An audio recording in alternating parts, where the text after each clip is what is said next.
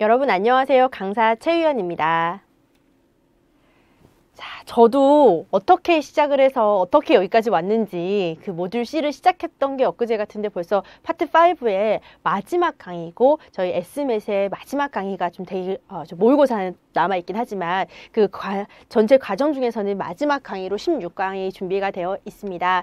그 파트 5는 고객 만족을 단순히 그 만족적인 차원에서 그 볼 것이 아니라 그 수치화, 데이터화를 조금 객관적으로 해서 그것을 경영의 한 몫으로 어떻게 하면 더 고객을 만족시킬 것인지에 대해서 데이터베이스를 좀 찾아내고, 그렇게 하기 위해서 분석 툴을 가지고 있고, 미시적인 분석 툴이 있고, 거시적인 분석 툴을 가지고 또 있다.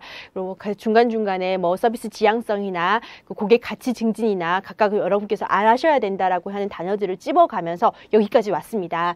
오늘은 그 일단 복습 문제를 좀 풀어보면서 저번 시간에 우리가 어떤 걸 공부했는지 제가 미시적인 분석 툴, 거시적인 분석 툴이라고 해서 전략을 수립하기 위해서 우리가 시장에 대해서 고객 만족을 알아보는 그 분석 틀에 대한 것을 좀 반드시 알아보셔야 되고, 저번 시간에는 그게 가장 중요했다라는 얘기를 하면서 수업을 마쳤었는데 문제를 좀 풀어보겠습니다. 자, 다음은 미시적인 분석 기법들에 대한 설명 중 틀린 것은, 자, 여러분 이렇게 문제만 보셔도요, 여러분 머릿속에는 어떤 생각이 드셔야 되냐면요. 아, 그래. 선생님이 고객 만족 경영이란 것은 고객 만족을 이제 그 경영의 한 툴로 가지고 오기 위해서 시장 자체를 객관적으로 조사하고 분석하는 기법들을 가지고 데이터베이스를 만든다. 그러려면 분석 툴이 필요하고, 분석 툴에는 멀리 보는, 숲을 보는 거시적인 분석 툴과 세세하게 나무를 보는 미시적인 분석 툴이 있다. 거시적인 분석 툴에는 두 가지가 있고, SPC 모형과 오폴스 모형이 있고, 그리고 미시적인 분석 기법에는 네 가지가 있다. 그 네 가지에 대해서는 여러분 지금 타다닥 머릿속에 떠오르시는지 모르겠습니다. 그 중에 하나가 바로 그 수압 분석이고, 포지셔닝이 있고, 동태 분석이 있고, 이렇게 있는데, 자, 1번부터 5번까지 보시면서, 자, 미시적인 분석 기법에 대한 얘기를 다시 한번 여러분과 해보도록 하겠습니다. 자, 수압 분석은 기업 내부의 강점과 약점, 외부 환경에서의 기회와 위험 요인들을 분석한다. 자, 수압 분석에서 여러분 요 정도만 알아주셔도 충분히 문제 푸는데 어려움 없을 정도로, 아, 그래, 이거 맞잖아. SWOT가 약점, 강점, 그리고 외부 환경의 기업과 위협, 요걸 가지고 분석하는 거다라고 이해하셨잖아요. 오케이. 자, 이번 포지셔닝 분석은 경쟁 기업과의 비교하여서 자사의 위치가 어디 있는지 파악하는 것이다. 아, 포지셔닝? 그래, 장소였어. 어디 뭐 상대적인 개념을 가지고 우리가 위상이 어떤지, 어디 있는 건지 찾아내는 거였어 라고 했던 기억 나셔야 됩니다. 자, 3번 포지셔닝 분석은 시장 점유율과 같은 매출 경쟁적인 위치를 표현한다. 이런 얘기 여러분 들어보신 적 있으신가요? 매출 경쟁적인 위치를 표현하는 것이 아니라 상대적으로 다른 기업들과 비교를 해서 우리가 어디에 위치하고 있는지, 우리 어디에 점유하고 있는지를 파악하는 건데, 일단 3번 세모하고 넘어가도록 하겠습니다. 동태 분석은 시장에 진입하거나 퇴출하기 위한 시점을 결정할 때 사용한다. 자, 동태 분석은 그렇다고 말씀을 드렸어요. 동태 분석의 단계는 시간축의 결정과 분석 요인의 결정으로 이루어진다라고. 4번, 5번은 여러분께서 좀 외워주셔야지. 이게 당연히 시험 문제이기 때문에 여러분의 지력을 테스트할 수밖에 없거든요. 그래서 답은 3번이었고요. 왜 3번이 틀렸는지 저희가 미시적인 분석 기법, 다시 수압 분석부터 동태 분석까지 한번 읽어보고 다시 넘어가도록 하겠습니다. 수압 분석은 강점, 약점, 기회, 위협 등을 종합적으로 분석하는 거다. 자, 위상 분석은 위상 분석이라는 단어보다 지금 포지셔닝 분석이라는 얘기를 더 많이 쓰고 있죠. 분석과 조사 대상이 되는 중요한 요인들에 대해서 기업이나 서비스 비즈니스가 다른 기업이나 다른 서비스와 비교해서, 여기 이 부분을 보셔야 됩니다. 다른 기업이나 다른 서비스와 비교해서 상대적으로 어떤 위상을 차지하는지, 어느 영역에 존재하고 있는지를 살펴보는 분석이다. 그리고 위상 분석은 포지셔닝이라고도 한다라고 얘기를 이제 보시면 됩니다. 그랬을 때, 아, 시장 점유율과 같은 매출 경쟁적인 위치를 표현하는 것은 아니구나라고 여기서 하나 더 아셔야 되는 겁니다. 자, 분포 분석과 동태 분석이 있는데, 분포 분석은 기업이 현재 수행하고 있는 경영 과제나 미래에 수행할 과제들이 전체적으로 어떻게 분포되어 있는지 살펴보는 분석이고, 프로파일 분석이라고 한다. 아, 프로파일 분석이다 나오면 바로 분포 분석, 이렇게 연결해서 알아주셔야 될 것 같습니다. 동태 분석은 시간의 흐름을 하나의 축으로 설정하고 분석 대상이 되는 요인의 상태가 시간의 흐름에 따라서 어떻게 변화하는지 살펴보는 분석이다. 그래서 여러분 그 동태 분석은 시장에 진입하거나 퇴출하기 위한 시점을 결정할 때 사용한다. 이렇게 각각의 그 미시적인 분석 툴 4가지 분석에 대해서 이렇게 좀 이해하시고 넘어가시면 될 것 같아요. 문제 여러분 푸실 수 있도록 어떠한 분석이 어떠한 특징을 가지고 있는지 외우실 필요 없고요. 눈으로 여러분 읽어보시면 충분히 문제 맞추실 수 있을 거라고 생각이 듭니다. 자, 여러분 2번 NCSI 국가 고객 만족 지수의 기능으로 설명이 바르지 않는 것은 해서 자, NCSI가 이러한 거고요. 이런 것들을 만들어서 객관적으로 표현해내서 이거를 어떻게 왜 쓰는지 기능 이런 것들이 있습니다. 라고 해서 표로 만들었던 기억이 나는데 1번부터 보도록 하겠습니다. 품질 경쟁력을 평가하는 척도로 사용을 한다. 자, 업종 간의 고객 만족도를 비교하기 위해서 사용한다. 자, 고객 만족 향상을 위한 전략 수립을 위해서 사용한다. 자, 4번 고객 만족 평가를 통한 기업 실적을 평가하기 위해 사용한가? 이 실적이란 단어를 제가 보여드리지 않았었는데 혹시 보시면서 자, 5번 소비자 구매 의사 결정 지원하는 데 사용한다 해서 제가 기업 실적 평가라는 단어를 여러분께 말해드린 적은 없고요. 요거를 좀 다시 기억을 하셔야 될 것 같아요. 자, 국가 고객 만족 지수의 기능이라고 해서 이렇게 나와 있었고요. 여러분 요걸 가지고 문제를 단답형으로 만들어낼 수 있다. 그리고 기능은 품질 경쟁력 평가 척도고 업종 간의 고객 만족도 비교고 고객 만족 향상을 위한 전략을 수립하기 위해서 쓰고 고객 만족 향상을 통해서 미래 변화를 전망하는 데 사용할 수 있고 소비자 구매 의사 결정을 지원하는 데 이 NCSI 국가 고객 만족 지수를 이용할 수 있다라고 이러한 기능들이 있구나라고 알고 넘어가 주시면 될 것 같습니다. 자, 내부적으로 자사가 보유한 강점과 약점, 외부적으로 환경 변화에 의한 기회 및 위험 요인을 토대로 전략을 수립하는 방향은 여러분 이거 너무 쉽죠? 이 디테일하게 이런 식으로 분석 기법에 대해서 묻는 경우도 있습니다. 수학 분석이라고 해서 여러분 요 정도는 문제 맞추실 수 있도록 간단하게 문제가 나왔을 경우는 이렇게 나올 수 있구나라고 아실 수 있을 거예요. 그래서 자, 요렇게 이제 다 같이 한꺼번에 또다시 이제 반복이 됩니다. 제가 책의 내용은 방대하고 저한테는 한강에 30분의 시간이 소요가 되는데 여러분께서 공부를 하실 때 분명히 저랑 공부하는 이 30분으로 이 공부를 다 하지 못할 거예요. 여러분께서 복습을 하거나 스스로 공부하는 시간을 좀 그나마 시간을 좀 줄여주고 공부를 할 때 어떤 포인트에서 더 공부를 하셔야 되는지를 알려주는 게 저의 역할이라고 하면 지금 SCP 모형, 오플스 모형, 수학 분석, 위상 분석, 분포 분석, 동태 분석 제가 정말 저번 시간부터 계속 나오고 있는 부분이거든요. 이건 반드시 문제 출제될 수밖에 없는 부분이기 때문에 여러분한테 얘기를 해드리는 거고 자, 읽어보시면서 아 그래 SCP 모형과 오플스 모형은 기업이 전략을 수립하기 위해서 전체적으로 숲을 보는 환경을 보는 거시적인 분석 툴이구나. 그리고 수학 분석부터 위상 분석, 분포 분석, 동태 분석은 미시적인 분석, 좀 자그맣게 숲이 아니라 숲을 이루고 있는 나무를 볼 수 있는 그 분석의 툴로 이렇게 4가지를 사용하는구나 라고 알아주시면서 넘어가시면 될 것 같습니다. 자, 오늘은 고객 만족 경영과 전략의 마지막 시간이에요. 그래서 오늘 배울 부분은 어디냐 라고 바로 서비스 마케팅과 동태적인 전략인데 이제는 서비스 마케팅? 동태적 전략?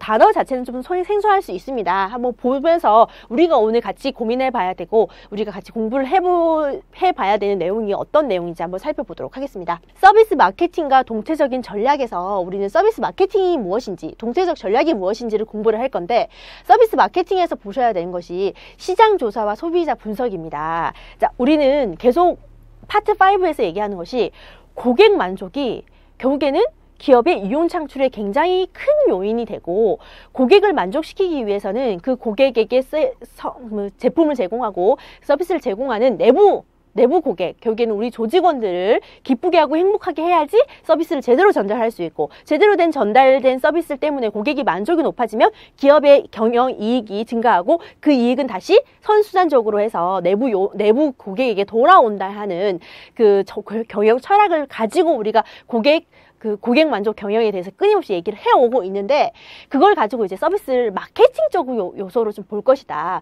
우리가 어떻게 하면 더 많은 그 고객들을 우리의 충성 고객으로 이끌어 나갈 수 있을 것인지에 이끌어갈 수 있을 것인지에 대해서 얘기를 해볼 때 시장을 조사를 하고 소비자를 분석하지 않으면 그건 불가능합니다. 그래서 서비스 마케팅적인 부분을 볼 때 시장 조사와 소비자 분석을 볼 거고 STP 분석이라는 것이 또 나오는데요. 여기는 사실 경제학 용어여가지고 굉장히 앞 글자만 딴 용어들이 굉장히 많이 나옵니다. 여러분 나중에 그 각 파트별로 이 정도는 알아야 된다고 해서 용어 정리가 된 부분들이 있거든요. 용어 정리된 부분들은 자, 여러분서 일일이 체크를 해가면서 두세 번을 읽어보시고 문제를 푸셔야 돼요. 여러분 용어에서 이거 처음 보는 용어인데 너무 생소한 용어인데 용어에서 막히게 되면 문제를 풀 엄두가 안 나기 때문에 더 어렵게 느껴지시거든요. 그래서 STP 분석이 뭔지도 같이 볼 거고요.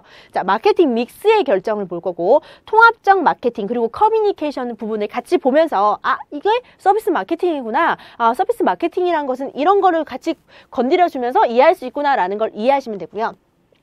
동태적인 전략은 자 동태적이다라는 것이 전략이라는 것이 여러분 환경을 고려한 전략이어야만 우리가 원하는 목표 아웃풋을 낼 수가 있는데 환경이란 것은 정체돼 있거나 변하지 않는 것이 아니잖아요. 시간의 흐름에 따라서 또 다른 요인의 영향을 받아서 계속 변화하고 또 그 변화의 요소들이 우리에게 우세가 될 수도 있고 우리에게 열세가 될 수도 있는 거거든요. 그래서 어떠한 시간적 변화 어떤 우리 환경의 변화에 따라서 전략은 계속적으로 바뀌어줘야 되고 실제 우리가 연구를 통해서 계속 어떻게 변화 모형들을 바꿔나가야 된다는 것을 인식한다고 하면 지속적으로 경쟁의 우위를 점하기 위해서 우리가 어떻게 해야 될 것인가 그리고 서비스 확산 분석을 좀 해보고 제품과 서비스를 통합적으로 하는 통합 전략에 대해서 보자. 이런 것들을 통해서 우리가 동태적인 전략을 수립할 수 있구나라고 오늘 공부할 부분은 오늘 우리가 같이 여러분과 제가 고민해 봐야 되는 큰 지도라고 생각을 좀 해보시면 될 것 같습니다. 그래서 자 시장 조사와 소비자 분석 부분부터 좀 시작을 해보도록 하겠습니다. 자, 마케팅 활동을 하기 전에 우리는 이걸 해야 됩니다. 시장 조사와 소비자 분석을 해야 되는데 우리가 뭔가를 제품을 팔고 서비스를 제공하려고 하는 그 사람들이 존재하고 있는 시장을 분석해야만 그들이 원하는 게 무엇인지를 파악할 수 있다는 거거든요. 그리고 시장에서 어떻게 흘러가는지 우리 외에 경쟁업체들은 그거를 그 제품과 그 서비스를 얼마만큼의 비용이 제공하고 있는지 다른 경쟁자들에 대한 이해도 하고 그리고 실제 우리가 타겟으로 하는 소비자가 어떤 걸 원하는지 20대는 뭘 원하는지 30대는 뭘 원하는지 40대 남자는 뭘 원하는지 50대 여자한테 팔아야지 잘 팔릴 수 있을 건지 소비자 분석을 확실하게 하지 않으면 우리의 마케팅 활동은 절대 성공적일 수가 없습니다. 그렇기 때문에 그 고객 만족 경영 부분에서 제일 마지막에 우리가 그 서비스 마케팅과 동태적 전략 부분을 건드리고 그 중에서 서비스 마케팅 부분에서는 시장 조사와 소비자 분석을 반드시 해내야 된다라고 생각을 해주시면 될 것 같습니다.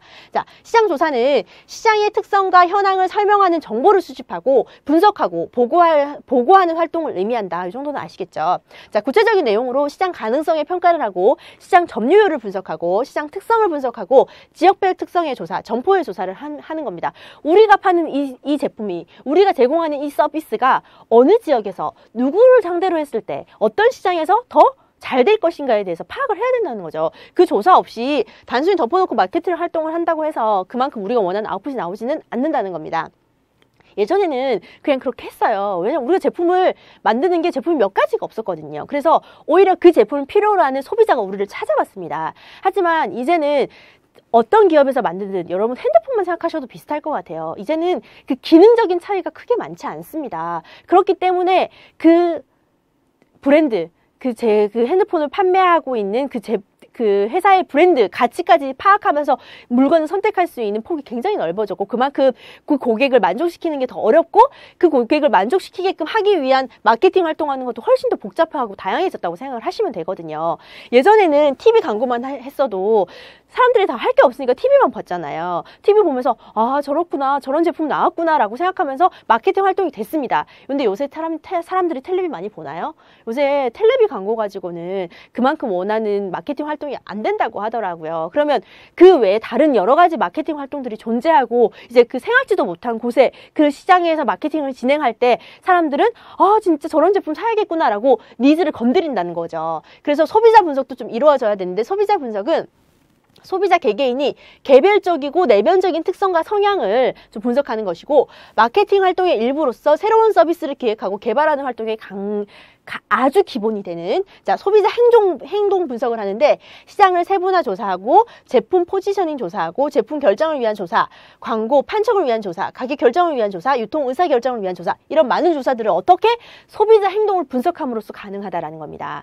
자 여러분 마케팅 활동을 하나 하려는데 고려해야 되는 내용이 너무너무 많죠. 그죠? 그만큼 기업이 어떤 것을 제품을 판매하고 서비스를 제공할 때 이제 더 이상 그 제품 자체, 서비스 자체에 대한 생각만으로는 기업이 지속 성장 가능하지가 않다는 겁니다. 그만큼 마케팅 활동 전에 시장 조사하는 것이 소비자 분석하는 것이 얼마나 중요한지 우리는 시장 조사가 이런 것이다, 소비자 분석이 이런 것이다 라는 것을 이해하고 알아줘야 된다. 왜냐? 우리는 그 시장 속에서 사람을 대하는 일을 하고 있고 그리고 소비자, 우리가 분석한 그 소비자를 실제 면대면으로 직접 대하기도 하고 대하는 사람을 관리하는 사람으로 성장하고자 하고 있잖아요. 저 역시 마찬가지고 여러분도 그렇다고 생각을 합니다. 그래서 시장 조사에 대한 부분 우리가 뭔가 시장 조사를 하는 어떤 기업에 소속돼서 그런 거를 이제 전문적으로 하진 않지만 시장이 어떤 흐름으로 가고 있는지 여러분 실제 경제신문이나 신문 한 가지는 꼭 읽어보셔야 된다고 생각해요. 저도 되게 노력은 하는데 시간이 없다, 뭐 다른 일 때문에 바쁘다, 뭐 이런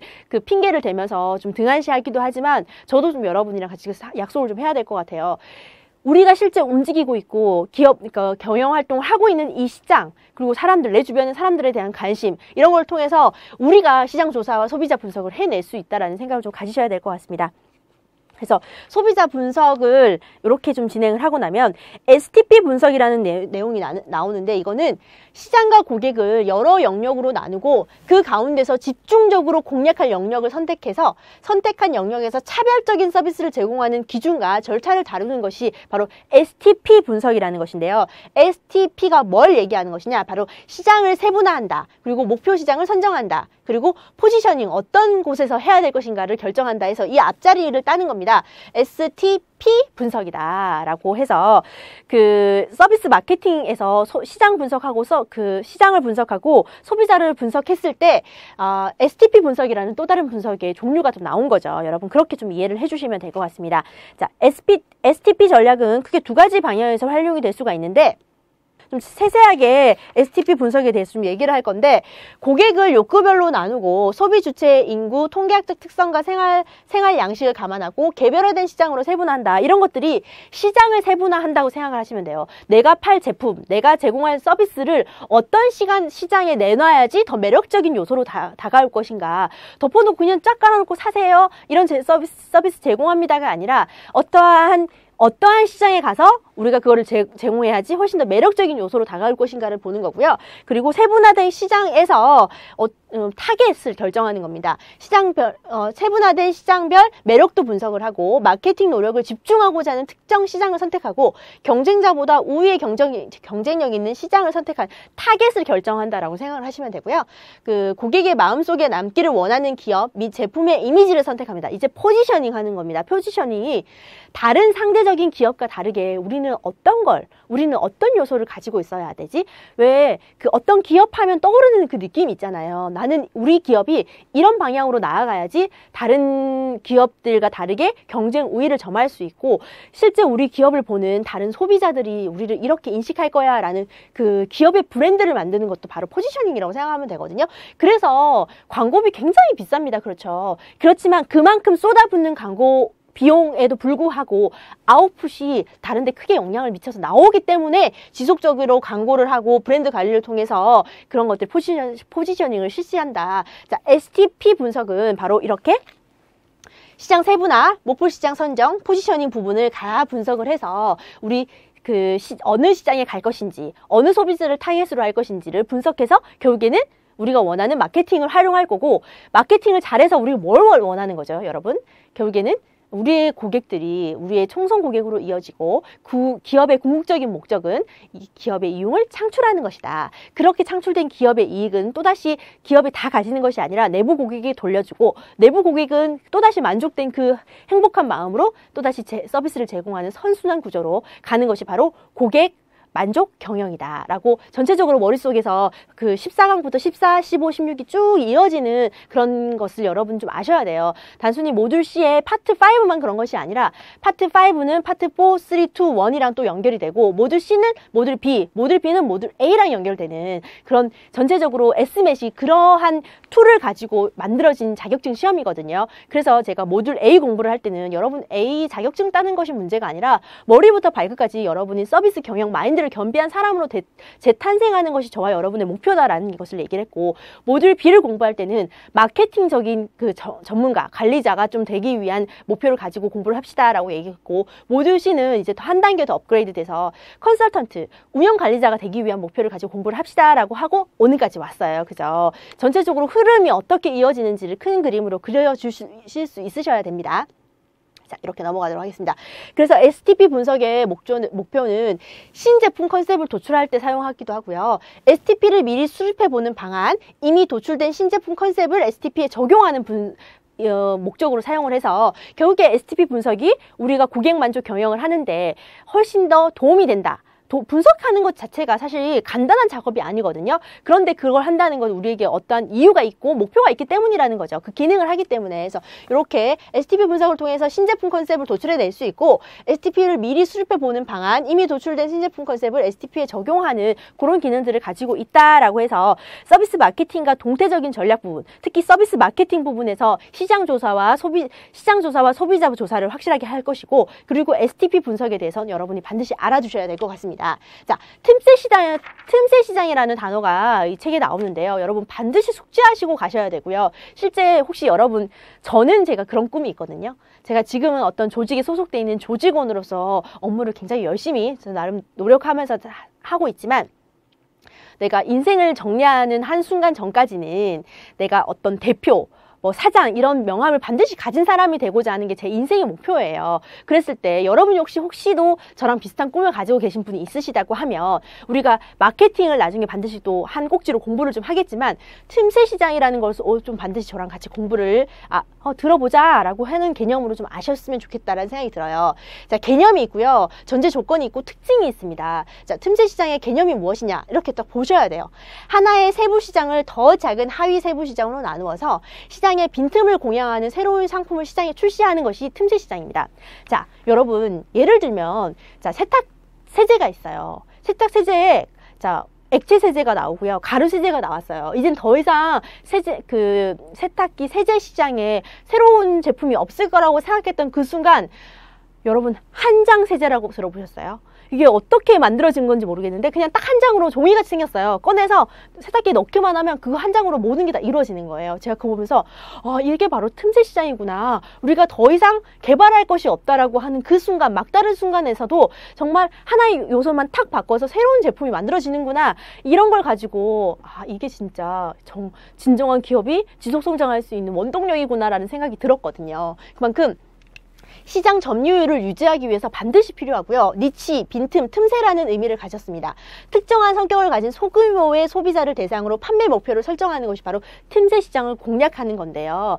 저희는 사실 노멀하다라고 스스로 판단하고 특별한 특이한 취미나 기호를 가지고 있지 않기 때문에 틈새 시장에 대한 마케팅, 저를 타겟으로 해서 어떤 제품이 흘러나가지는 않겠지만, 요새 고객들, 소비자들이 굉장히 욕구가 다양하고 세분화되어 있잖아요. 어떠한 한 특정군만 잡아서 그들을 위한 물건을 만들어도 시장은 충분히 가능하다라는 겁니다. 자, 높은 수익성을 보장할 수 있는 시장 규모와 구매력을 보셔야 되고요. 장기적인 시장 잠재력을 끊임없이 보셔야 되고, 틈새 시장의 욕구를 충족시켜줄 기업의 능력과 충분한 자원을 보유할 수 있어야 되고, 경쟁자들의 관심이 덜한 곳을 보셔야 돼요. 실제 우리가 세제 만드는 기업이 한두 개겠습니까? 하지만 한 기업에서 한 장 세제를 만들고 나면 다른 기업들이 또다시 따라 만들긴 해요. 이런 얘기를 어떤 특정한 제품을 얘기하지는 않겠지만, 여러분 에어쿠션 많이 쓰시죠? 저는 파운데이션의 한 종목에서 새로운 제품이 나왔다는 게 너무너무 신기했거든요. 이미 모두 포화 상태에서 더 이상 나올 수 있는 게 없는 상태에서 새로운 물건이 하나 개발됐단 말이에요. 그리고 그 뒤에 팔로워로 엄청 많은 비슷한 제품들이 많이 나왔잖아요. 하지만 넘버원, 첫 번째 했던 것을 따라잡기는 굉장히 어려운 것 같아요. 그만큼 경쟁자들의 관심이 덜한 곳을 끊임없이 보고 개발하기 위해서 노력을 하면 반드시 틈새 시장을 공략할 수 있구나라는 생각이 제가 들었어요. 그러면 제가 틈새 시장을 공략할 수 있는 부분이 어딘지, 저는 교육에 관심이 많고 교육자로서의 꿈이 있으니까 계속 생각해 봐야 될 것 같아요.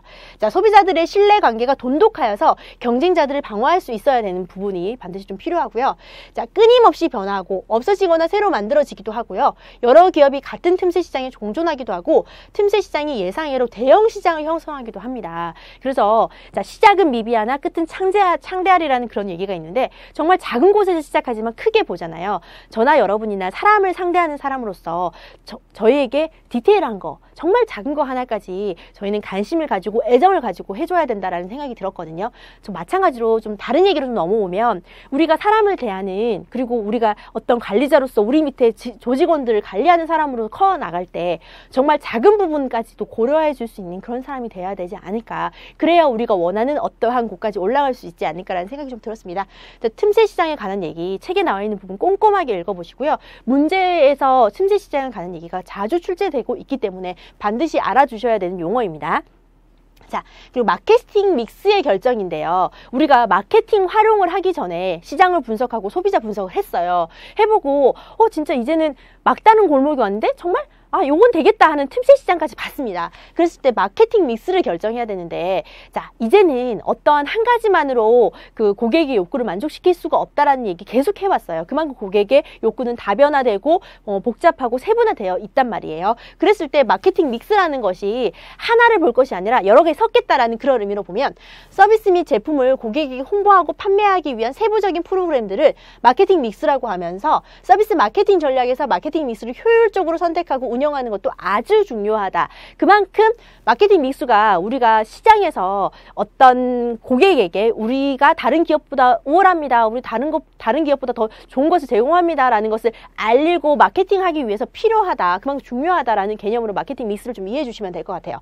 자, 4P 분석이 있고요, 7P 분석이 있고 4C 분석이 있습니다. 그래서 이 분석들에 대해서 문제가 4P 분석은 뭡니까? 4C 분석은 뭡니까? 이렇게 디테일하게 묻는 경우도 있고요. 4P 분석에서 이 네 가지만 가지고 안 돼요 라고 해서 물적 증거, 프로세스, 사람을 더 추가해서 7P 분석을 해야 됩니다 라고 그 분석의 마케팅 믹스를 하는 게 종류가 이렇게 두 개를 좀 생각해 보시면 되고요. 4P 분석과 다르게 그 고객과의 상호작용이 훨씬 더 중요합니다 라고 해서 고객, 비용, 편익, 소통이라는 4C 분석이 지금 새롭게 나오고 있는데, 지금 문제로는 4C 분석이 훨씬 더 많이 나오고 있어요. 그러니까 4P 분석이랑 다르게 4C 분석에는 이런 것들이 있습니다 라고 해서 문제가 뒤에 나오는데, 저는 그때 다시 볼 거예요. 그래서 4P의 P가 제품, 가격, 유통, 촉진이다. 그리고 이 네 가지에서 세 가지 추가된 게 무엇인지, 그리고 4C 분석이 무엇인지를 조금 보시면서 눈에 찍어서 이해하시면 될 것 같습니다. 세세하게 제품에 대한 설명이나 뭐 다 아시잖아요. 제품의 가격, 종류, 특성, 이런 것들을 좀 보시면 되거든요. 그래서 책에 나와 있는 부분은 한번 읽어보시면서 넘어가시면 될 것 같아요. 여기 마케팅 믹스의 결정까지가 서비스 마케팅과 관련된 내용이었다고 하면, 이제부터는 그 전에 통합적 마케팅 커뮤니케이션 먼저 한번 볼 건데, 자, 전통적 마케팅 믹스의 개념을 좀 확대하는 개념으로 생각하시면 되고요. 다양한 수단들을 통합해서 커뮤니케이션 효과를 극대화하는 총괄적인 마케팅 계획이다. 통합적 마케팅 커뮤니케이션이라는 단어 자체가 가끔씩 나옵니다. 그래서 문제로 통합적 마케팅 커뮤니케이션은 뭡니까? 라고 묻지는 않지만, 문제 중간에 통합적 마케팅 커뮤니케이션이라는 단어가 나왔을 때 여러분이 생소하지 않게끔 하기 위해서 읽어보시고 넘어가시면 될 것 같아요. 자, 거기에 광고, PR, 인적 판매, 판촉 등의 마케팅 수단들을 통합적으로 사용할 수 있는 접근법이고요. 통합적 브랜드 커뮤니케이션이고, 전략적 마케팅의 비전과 목표를 달성하기 위해서 브랜드에 관한 일관성이 있는 메시지를 제공한다. 이 일관성이 있는 메시지를 제공해야지 그 기업, 그 브랜드, 그 서비스라고 생각하면 따뜻해, 되게 스마트하잖아, 되게 신뢰성 있잖아 라고 고객들이 생각하는 일관적인 브랜드의 이미지가 고착된다라는 거죠. 그래서 소비자에게 명확한 브랜드 이미지를 제공하는 것은 결국에는 강력한 브랜드 자산을 구축하는 거고, 이거 자체가 어떻게 고객 만족의 경영의 한 일환으로 사용할 수가 있다라는 부분입니다. 그래서 그렇게 좀 이해를 해주셔야 될 것 같아요. 자, 통합적 마케팅 커뮤니케이션이라는 부분을 여러분 책에 나와 있는 부분 정리해 놨는데 한번 읽어보시고 넘어가시면 될 것 같아요. 여기까지가 제가 말씀드렸던 그 서비스 마케팅 부분이고요. 그 다음으로는 바로 동태적인 전략 부분이 좀 있는데, 동태적인 전략에서 여러분이 보셔야 되는 게 세 꼭지가 있습니다. 지속적인 경쟁 우위와 그리고 서비스 확산 분석, 그리고 제품 서비스 통합 전략, 이 세 가지를 좀 보셔야 되는데, 첫 번째 지속적인 경쟁 우위에 대해서 좀 보도록 하겠습니다. 자, 지속적인 경쟁 우위라는 것이, 자, 여러분 경쟁 우위라는 그 단어가 내가 똑같은 것을 제공하고 있지만 똑같은 것을 제공하는 다른 기업들과 다르게 뭔가 우위를 점하는 거죠. 그 우위를 점하기 위해서 우리는 전략을 짜는 거고, 전략 중에서도 여러분 그 저번 시간에 배웠던 부분인데, 그 원가 우위 그 전략이 있고, 그리고 차별화 전략이 있고, 그리고 집중화 전략이 있습니다. 그랬을 때 지속적으로 경쟁 우위를 점하기 위해서는 초기의 경쟁 전략에 덧붙여서 새롭게 개발한 경쟁력이나 기존의 서비스를 바꾸면서 만들어낸 경쟁력을 의미한다. 자, 고객이 한 번 만족한 상태로 계속 있지 않는다는 거죠. 우리는 똑같은 제품을, 똑같은 서비스를 계속 제공하는데 고객은 처음에 만족했지만 두 번째 만족하지 않을 수가 있다라는 거예요. 그만큼 동체적으로 계속 바뀌어 나갔을 때 우리가 지속적으로 경쟁 우위를 점하기 위해서 어떻게 할 것인가, 이 지속이라는 단어를 좀 생각해 보셔야 되고요. 동체적이라는 거의 변화의 의미를 좀 생각해 보셔야 될 것 같습니다. 그래서 새롭고 독특한 가치를 창출해야 되고, 대체가 어려운 서비스를 확보해야 되고, 서비스 인프라 구축을 해야 되고, 진입 장벽이 높은 서비스를 제공해야 된다. 이런 부분들이 제공이 돼야지만, 여러분 서비스 전환 비용이라는 거 제가 얘기했던 거 기억나세요? 내가 지금 어떤 걸 사용하고 있는데 이거랑 비슷한 제품을 다른 기업에서 만들어냈어요. 근데 내가 이 비슷한 제품을 만들어낸 곳을 좀 이용해 보려고 하니까 생각해보니까 내가 지금 다니고 있는 이 기업에 그 세일즈 하는 그 직원이랑 너무 사이가 좋아요. 그래서 제품은 비슷한 것 같은데 굳이 거기 가서 새로운 것을 경험하느니 지금 현재 좋은 관계를 유지하는 게 훨씬 낫겠어 라고 해서 그 눈에 보이지 않는 인적인 네트워크까지 그 서비스 전환 비용으로 포함이 되거든요. 그만큼 대체가 어려운 서비스를 확보한다는 거죠. 실제 그 기업은 그 판매를 잘하고 그 고객과의 관계가 돈독한 그 세일즈맨 때문에 실제 고객을 다른 경쟁업체에 뺏기지 않은 그런 경우가 됐거든요. 그만큼 그 서비스 인프라 구축도 필요하고 진입 장벽이 높은 서비스를 제공하는 것도 필요하다. 이런 거 가지고 어떻게 할 수 있다? 우리가 지속적으로 경쟁 우위를 점할 수 있다라는 겁니다. 그리고 두 번째로 서비스 확산 분석에 대한 얘기를 좀 해보셔야 되는데요. 자, 서비스 확산 분석이라는 것은 신 서비스가 시장에 나와서 어떤 방향과 속도로 퍼져나가는지 예측하고 그걸 가지고 경영 전략을 수립한다라고 생각하시면 됩니다. 자, 여러분 제가 9년 전에 그 폴더폰을 썼어요. 폴더폰을 썼는데 그때 어떤 대기업에서 띵이라는 핸드폰을 이렇게 딱딱딱 터치할 때마다 진동이 오는 그 핸드폰이 나왔거든요. 그래서 제 주변의 친구들이 야, 너는 아직까지 무슨 폴더폰을 쓰냐, 빨리 이걸로 바꿔라, 진동 오는 거 너무 신기하지 않냐 했던 게 제가 9년 전이었습니다. 그렇지만 그때 제가 나는 1, 2년만 지나봐, 나 핸드폰으로 메일도 보내고 인터넷 서핑도 엄청 자유롭게 하고, 제가 그때 스마트폰에 대한 얘기를 어디서 읽었던 기억이 나나 봐요, 제가. 그래서 그렇게 얘기했는데 2년, 3년 안 지나서 지금 한국에 정말 조그마한 애기들도 스마트폰에 노출돼서 정말 자유롭게 그 일상생활에 쓸 수 있는 그냥 어떠한 제품처럼 사용을 하고 있잖아요. 그만큼 어떠한 서비스나 어떠한 제품이 시장에서 어떤 방향과 속도로 퍼져나갈지에 대해서 인식하지 못하면 그만큼 우리는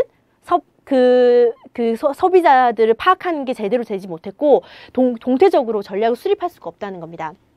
여러분, 핸드폰이 내 손 안에 들어왔기 때문에, 자, 저 장 볼 때 직접 가지 않거든요. 지하철에서 핸드폰 이용해서 장을 봐요.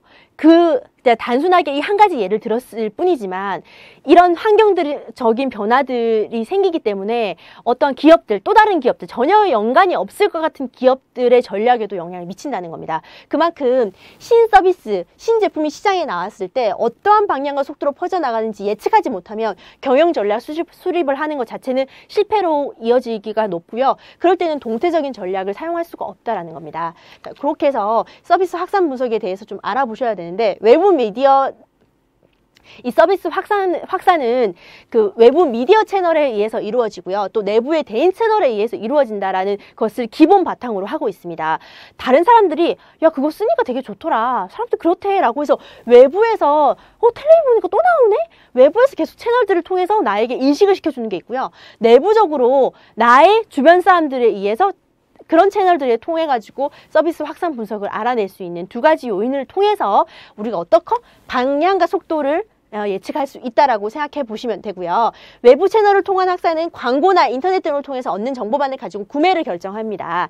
그리고 내부 채널을 통한 확산은 이미 서비스를 사용하고 있는 사람들의 입소문을 통해서 이렇게 진행이 되는데요. 가장 현실적이고 균형적인 접근법은 내부 채널과 외부 채널을 통합해서 사용하는 겁니다. 이렇게 해서 진행이 되는 거고요. 세 번째 우리가 알아둬야 되는 동체적 전략의 세 번째가 바로 제품과 서비스를 통합하는 전략입니다. 이제는 저희가 모듈 C에 처음 얘기했던 게 서비스 마케팅, 서비스 쪽 얘기를 하면서 서비스 산업 개론에 대한 얘기를 했었거든요. 이제는 제품만 잘 만든다고 해서 그 제품이 시장에서 그 성공을 이루기는 어렵습니다. 그 제품을 판매하는 서비스원들 그리고 그 고객에게 전달되는 그 과정 중에서 많은 요인들이 다 고려가 되어야지만 되거든요. 그래서 비즈니스 모델과 소비 추세의 변화에 따라서 우리가 그 제품과 서비스 통합 전략을 수립을 해야 되는데 제품과 서비스 통합 전략을 좀 여러분이 보실 필요가 있어요. 산업 전반에 서비스의 비중이 커지고 중요성이 강조가 되면서 전통적인 제조 중심의 기업들도 제품과 서비스를 묶어서 하나의 패키지로 제공하는 새로운 전략들을 쓴다는 거죠. 왜? 동태적인 전략 중에 하나니까. 우리가 지속적으로 경쟁 우위를 점하기 위해서 제품과 서비스 통합하지 않으면 이제는 어렵다라는 것을 기업이 알고 있다라는 겁니다. 그래서 어떻게 왜 비즈니스 모델과 소비 추세의 변화를 좀 파악해야 될 것인가 볼 때 제품 중심으로 그리고 사용자 중심으로 결과 중심으로 통합 전략을 좀 짤 건데요. 이런 것이 있습니다. 제품 중심으로는 제품을 판매하거나 사용하는 것을 촉진시키기 위해서 서비스를 추가하는 겁니다. 자, 그 제품을 사고 나면 여러분이 제품을 샀을 때 더 유리하게 사용하실 수 있도록 AS도 제공해주고 유지 보수도 우리가 해줍니다 라고 해서 그 제품의 플러스로 서비스를 엮어주는 거죠. 그리고 두 번째는 제품을 판매하는 대신 사용이나 기능을 판매하는 형태입니다. 여러분 비데나 정수기 렌탈 사업 기억나시죠? 이제는 마사지 기계도 옛날에는 막 1,000만 원씩 하고 몇백만 원씩 한 비싼 것들을 제품을 팔았다면 이제 제품을 팔지 않습니다. 그냥 그 제품은 빌려주기만 하고요. 그 제품에서 우리가 받을 수 있는 서비스만 판매하겠다는 겁니다. 자, 기능을 구매한다는 관점을 더 발전시켜서 제품을 구매하거나 사용하지 않은 채 그 제품으로부터 나오는 결과물만을 이용하는 것을 의미한다라고 해서 제품 중심, 사용 중심, 결과 중심으로 해가지고 이렇게 서비스와 제품을 통합하는 전략들이 생긴다. 이런 것들은 말씀드렸던 것처럼 왜 하냐? 동체적인 전략의 일환이다라고 생각해 주시면 될 것 같습니다. 문제 좀 보겠습니다. 자, 다음 서비스 확산 분석에 대한 내용으로 옳지 않은 것은 서비스 확산 분석? 여기서 여러분 아셔야죠. 외부 채널, 내부 채널. 외부 채널은 광고나 텔레비 이런 것들을 통한 거고 내부 채널은 그래 내 주변의 사람들을 통해서 그런 거다. 제일 이상적인 것은 내부 채널과 외부 채널을 통해서 다 믹스된 것을 통해 가지고 서비스 확산 분석을 하는 것이 더 좋다라는 걸 하나의 PPT가 머릿속에 딱 들어오셔야 되는 겁니다. 자, 1번부터 보도록 하겠습니다. 서비스 확산 과정과 양상의 분석은 서비스 전략의 중요한 정보를 제공한다. 그렇습니다. 신서비스 확산은 커뮤니케이션 채널을 통해 이루어진다고 본다. 자, 사람들 사이의 커뮤니케이션 채널은 외부의 매스미디어 채널과 내부의 대인 채널로 구분된다. 그렇죠.